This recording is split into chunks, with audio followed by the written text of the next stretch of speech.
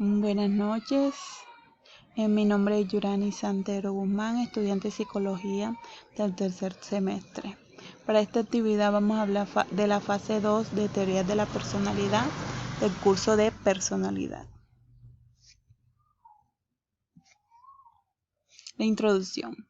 Esta actividad tiene como objetivo ampliar nuestros conocimientos a la personalidad y sus teorías y a la apropiación de las ideas centrales de cada una de ellas. La personalidad es un constructo psicológico que se refiere a un conjunto dinámico de características psíquicas de una persona. Es por esto que esta actividad busca que nosotros como futuros profesionales ampliemos nuestros conocimientos a estas teorías. Los objetivos generales es comprender las teorías fundamentales de la personalidad. Objetivos específicos: identificar los autores más representativos de la personalidad, conocer cuáles son los postulados de la teoría de la personalidad, explicar a través de un mapa mental las teorías de la personalidad. Bueno, aquí a continuación les presento el mapa mental sobre las teorías de la personalidad y vamos a hablar de cada una de ellas. Bueno, vamos, teorías de la personalidad. Para una mejor y mayor conceptualización de la misma, se han desarrollado diferentes teorías que intentan explicar cómo se constituye la personalidad humana. Las teorías de la personalidad está conformada por la teoría biológica. En la teoría biológica se entiende en el temperamento como la parte más biológica que se manifiesta ante y es heredada. El carácter sería la parte aprendida y cultural que es efecto de las experiencias sobre el temperamento. Otro es que hace referencia a lo biológico desde la genética hasta la forma y el funcionamiento del cuerpo. Vamos a hablar de la teoría de los rasgos. Para la teoría de los rasgos se refiere a las características particulares de cada individuo, es decir, su temperamento, la adaptación, la habilidad emocional y los valores.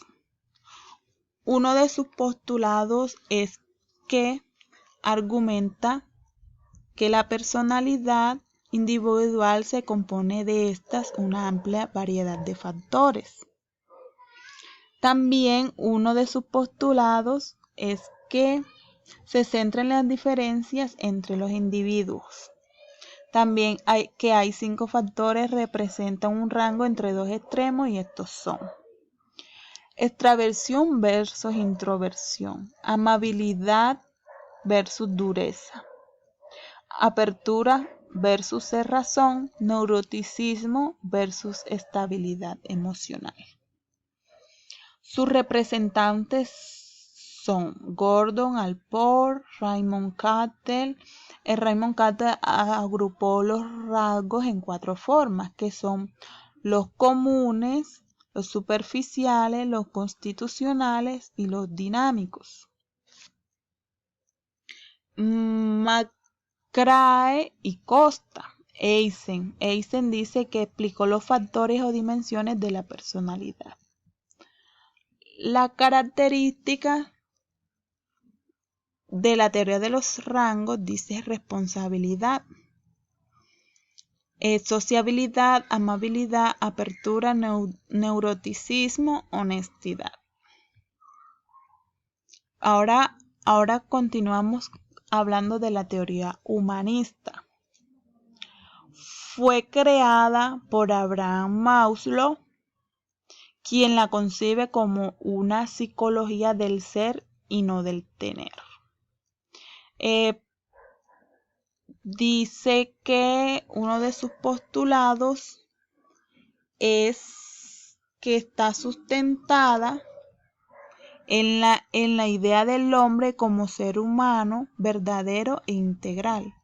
Otro de los postulados es la existencia de una tendencia humana básica hacia la salud mental, la que manifestaría como procesos continuos de búsqueda, de autoactualización y autorrealización.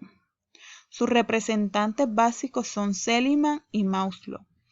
Maslow habla de la pirámide de Maslow diciendo que tiene una jerarquía de necesidades. La pirámide de Maslow es una teoría de motivación que trata de explicar qué impulsa la conducta humana.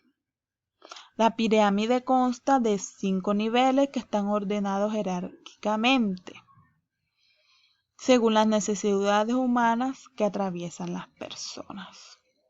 Una de las características de la teoría humanista es que el ser humano es electivo, por ende capaz de elegir su propio destino.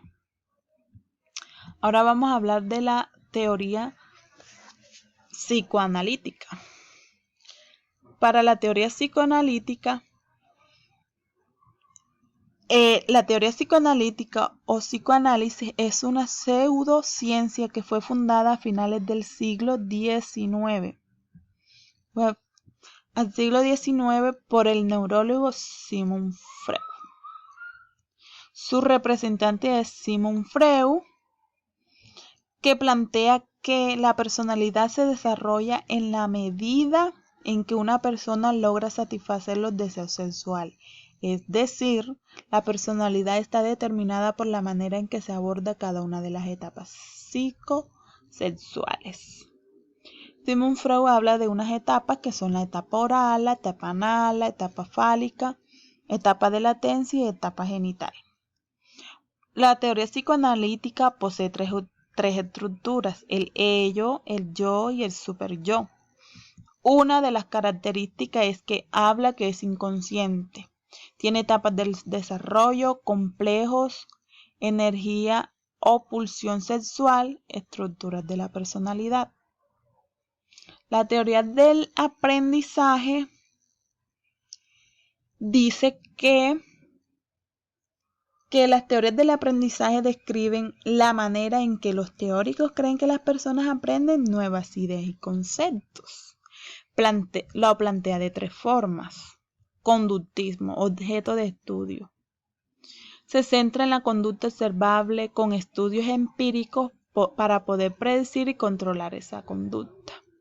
Sus representantes básicos son Pavlov, Tourniquet, Watson, Skinner, Bandura. Su postulado básico es el medio, la disposición, los estímulos y los refuerzos a las respuestas son muy importantes. Otra forma es el constructivismo. Su objeto de estudio es la acción del sujeto que reconstruye su propia experiencia interna. Sus representantes son Piaget, Ausubel, Vygotsky. Su postulado básico es que se basa en la psicología y la pedagogía. El conectivismo, su objeto de estudio es la integración de principios explorados por las teorías de caos, redes, complejidad y autoorganización. Sus representantes son George Siemens, Stephen Downes. Uno de los postulados básicos es: el aprendizaje y el conocimiento dependen de la diversidad de opiniones. Vamos a hablar ahora de la última teoría, y es la teoría cognitiva. La teoría cognitiva plantea que la conducta está guiada por la manera como se piensa y se actúa frente a una situación. Uno de sus postulados reconoce una naturaleza multidimensional de las funciones mentales. Sus representantes básicos son Bandura, Beth, George Kelly y Michel. Características: tienen en cuenta un contexto social y el lugar en que surge el aprendizaje. Bueno, cabe concluir que la personalidad ha hecho que el hombre tenga interés en tener una amplia información sobre ella, y por eso se ha estudiado desde diferentes perspectivas para estudiarlos y analizarlos. Nosotros, como futuros profesionales, debemos tener un amplio conocimiento de la personalidad y escudriñando cada una de las teorías para ir dando respuesta de cómo actúan, sienten, piensan, etc. las personas. Muchas gracias por su atención prestada.